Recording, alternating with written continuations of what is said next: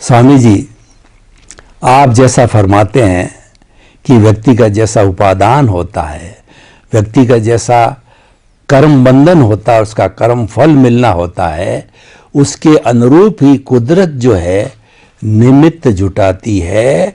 और ये law of nature है, ये कुदरत का कानून है, उसके तहत ही सारा कार्य होता है। तो हमने पढ़ा है जैन दर्शन में खास तौर से द्रव्य, क्षेत्र, काल, भाव और भाव, ये पंच समवाय के बारे में सुना है। तो हम जानना चाहते हैं, हमारे श्रोता जानना चाहते हैं कि ये पंच समवाय वही संयोग हैं जो कि कुदरत जो है निमित्त के रूप में जुटाती है, और इनका अलग अलग क्या परिभाषा है और किस तरीके से ये अलग अलग जनरेट होते हैं और किस तरीके से ये प्रभावित करते हैं संयोगों के रूप में, निमित्त के रूप में। कृपया अध्यात्म विज्ञान की दृष्टि से थोड़ा खोल करके बताइए। जैन परिभाषा के मुताबिक द्रव्य, क्षेत्र, काल, भाव और भावी, ये जो तीन बातें, ये जो पांच बातें हैं, इससे ही हमको कर्म फल मिलता है। और ये कर्म फल मिलने के ये संजोग है, ये जब जुड़ेंगे नहीं तो रिजल्ट नहीं आएगा। और इसलिए रिजल्ट के लिए ये पांच कारण इकट्ठा होना जरूरी है।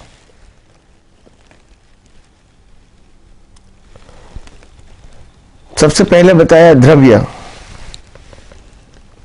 द्रव्य यानी कर्मफल तब मिलेगा जब द्रव्य यानी आत्मा होगा।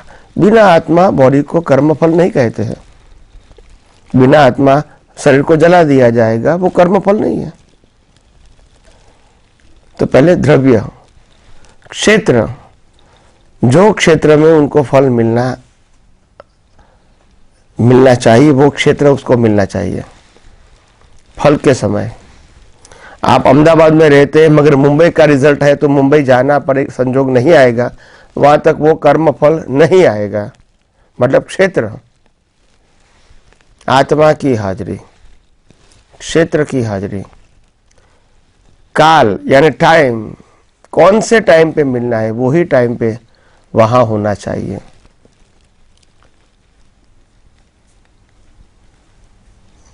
भाव यानी आपने जो भाव किया था वो भाव रूपक में आने का संजोग। द्रव्य, क्षेत्र, काल, भाव और भावी। भावी का मतलब होता है जिसके साथ आपका कर्म का हिसाब जुड़ा हुआ है, चाहे जड़ है चाहे जीवित व्यक्ति है। ये पांचों चीज मिलती है तो कार्य होता है।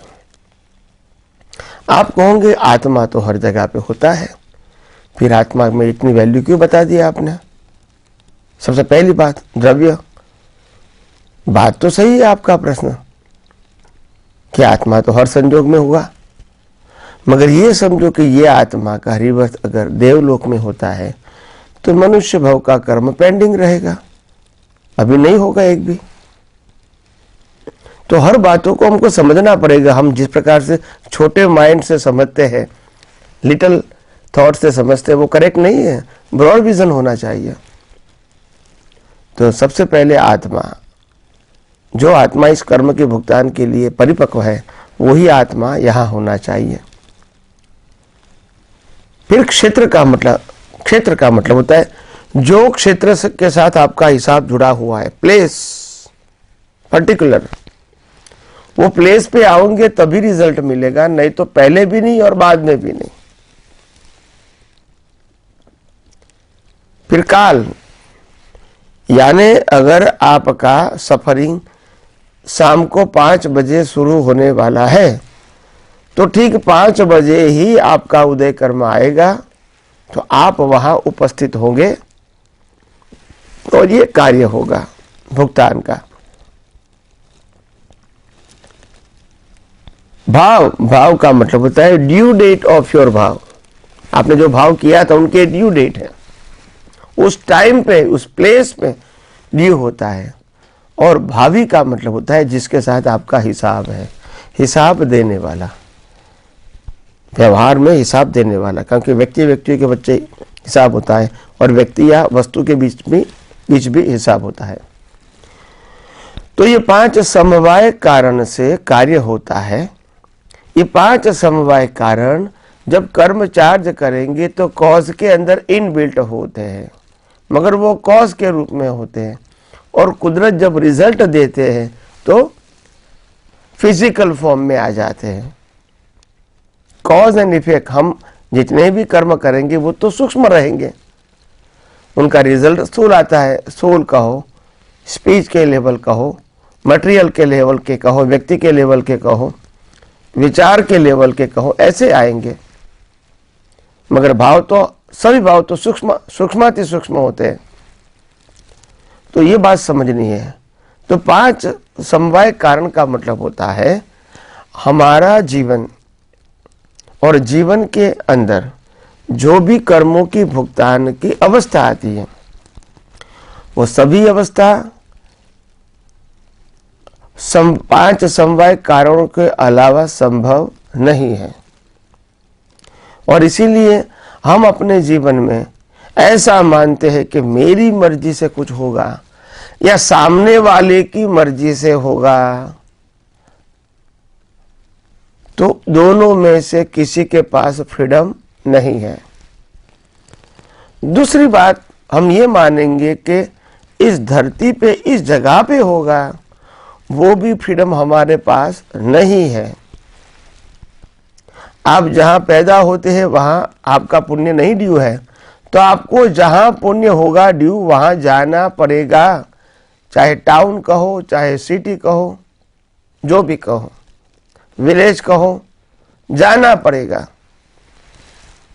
क्योंकि भुगतान का प्लेस आपका वो है रजिस्टर्ड कर्मफल में। यानी ये 5 समवाय जो कारण है उससे कार्य होता है।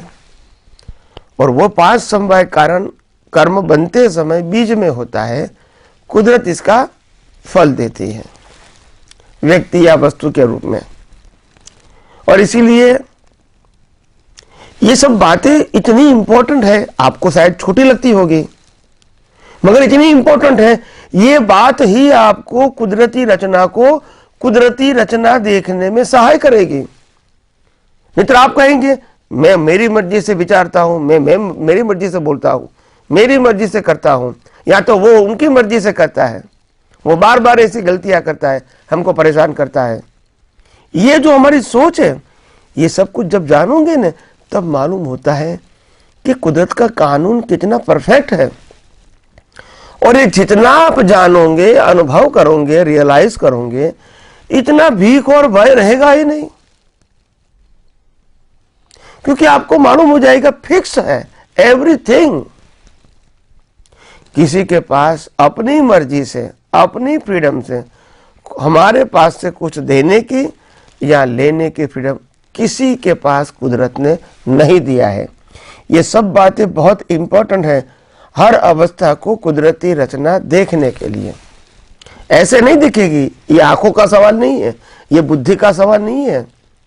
जितना जितना क्वेरी खड़ी होगी आपके विजन में, अंडरस्टैंडिंग में, सभी का सॉल्यूशन आपको देना पड़ेगा, तभी वो मानेंगे ये कुदरती रचना है। तो कुदरती रचना कोई शब्द नहीं है, शब्द तो समझाने का माध्यम है, मगर ये कुदरती रचना वो अनुभूति होना चाहिए, ताकि ब्लेम और क्लेम न करे, ताकि मालिकी भाव कर्ता भाव न करे, ताकि जन्म जीवन और मृत्यु का टेंशन न रहे, ताकि हमको मालूम हो कि दुनिया में हमारा कुछ है ही नहीं, हम खुद ही संपूर्ण और सर्वस्व है। ये शरीर तो कुदरत ने साधन के रूप में दिया है कर्मों की, और कर्म आते हैं जाते हैं चले जाते हैं, कर्म खत्म हो जाएंगे, साधन को बिजला दिया जाएगा। तो इसमें ज्यादा डीप में जाने की क्या जरूरत है। मगर हम डीप में जाते हैं क्योंकि हम ये सब कुछ नहीं जानते हैं जो सनातन सत्य है, क्योंकि उसमें डीप में गए ही नहीं हम। जहां डीप में जाना चाहिए वहां नहीं गए। आज केवल दर्शन का मतलब क्या होता है? ये दुनिया का सभी सनातन सत्य है वो जान लेता है सिद्धांत के रूप में, तभी तो राग द्वेष नहीं होता है, तभी तो अज्ञान निकलता है। ऐसे कैसे निकलेंगे? चमत्कार थोड़ी है।